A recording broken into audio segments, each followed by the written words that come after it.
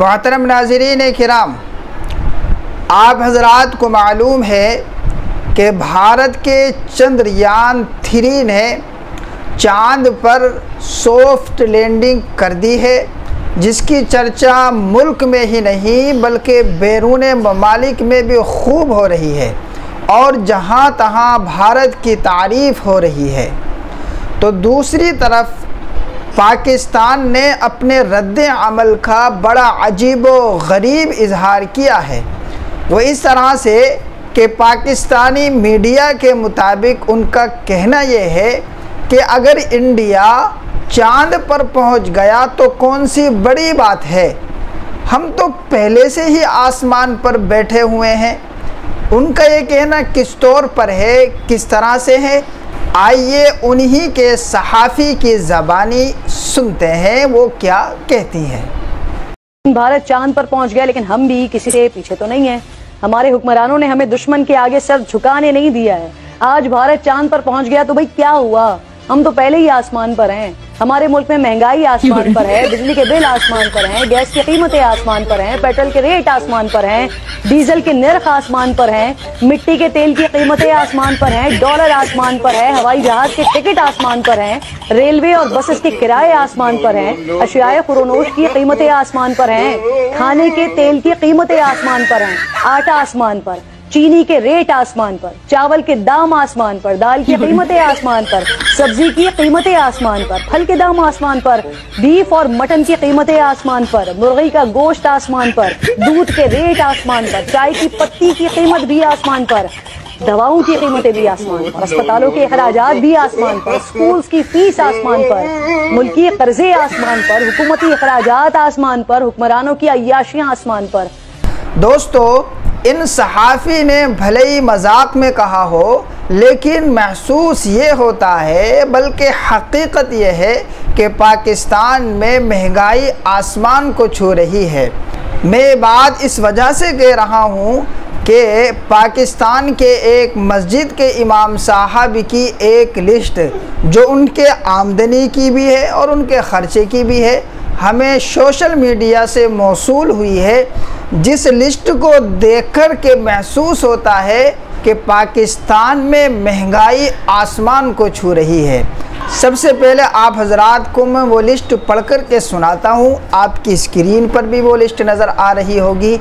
List कुछ इस तरह है कि उन्होंने पूरे महीने का जो ख़र्चा है, और ख़र्चा भी हाई फाई नहीं बल्कि सबसे लो और सबसे कमतर ख़र्चा महीने का जो हो सकता है, उन्होंने उसको अपनी लिस्ट के अंदर जिक्र किया है। वो क्या है, आइए सुनते हैं। इनकी फैमिली भी बड़ी छोटी है, अम्मी हैं, अब्बू हैं, मियाँ बीवी हैं और सिर्फ 3 बच्चे हैं।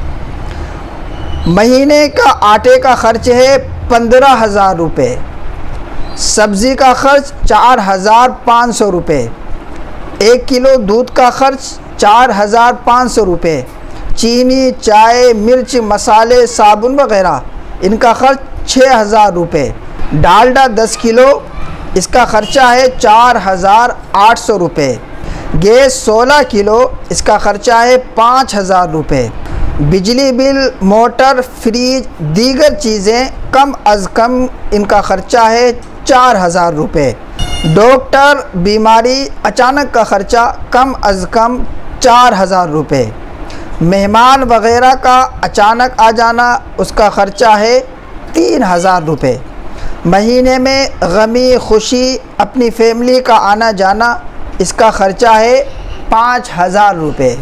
आगे लिखते हैं कि ये वो चीज़ें हैं जो हर हाल में लाजमी और ज़रूरी हैं, जिनके बग़ैर गुजारा नहीं। आगे लिखते हैं कि इसमें गोश्त, फल, फ्रूट, ईद, मालम, शादी, एज़िलोड, नस्वार, सिगरेट या मनपसंद शामिल नहीं। नॉर्मल सिर्फ गुजारा करके एक गरीब का ख़र्चा, दीगर बहुत चीज़ें शामिल नहीं हैं। ये इन साहब ने लिखा है। तो ये टोटल कितना हुआ था? टोटल हुआ था 55,800 रुपये, और इमाम साहब की तनख्वाह है 15,000 रुपये। तो नाज़रीन किराम, आप इसी से अंदाज़ा लगा लीजिए कि एक मामूली ख़र्चा जो महीने का कम से कमतर होता है वो 55,800 रुपये पहुँच रहा है। तो किस एतबार से और किस तरह से पाकिस्तान की महंगाई आसमान को छू रही है। अगर देखा जाए तो उन सहाफ़िया ने भले ही मजाक में कहा हो, लेकिन हकीकत यही है और सच यही है। दूसरी तरफ अगर हम इंडिया के बारे में गौर करें तो मेरे भाइयों, इंडिया भी महंगाई में कम नहीं है। सब्जियों के रेट से लेकर के रोज़मर्रा की जो खाने पीने की चीज़ें हैं उनका रेट भी चंद्रयान के साथ चांद पर पहुंच चुके हैं। तो मेरे दोस्तों, आप भी बताएं कि आपके महीने का ख़र्चा कितना होता है और आपकी आमद और महीने की इनकम कितनी है। कमेंट में बात आप ज़रूर ज़िक्र फरमाएं। ख्वाह आप भारत से हो या पाकिस्तान से, किसी भी मुल्क से आपका ताल्लुक़ हो, आप कमेंट में अपने ख़र्चे को और अपनी आमद को ज़रूर ज़िक्र करें।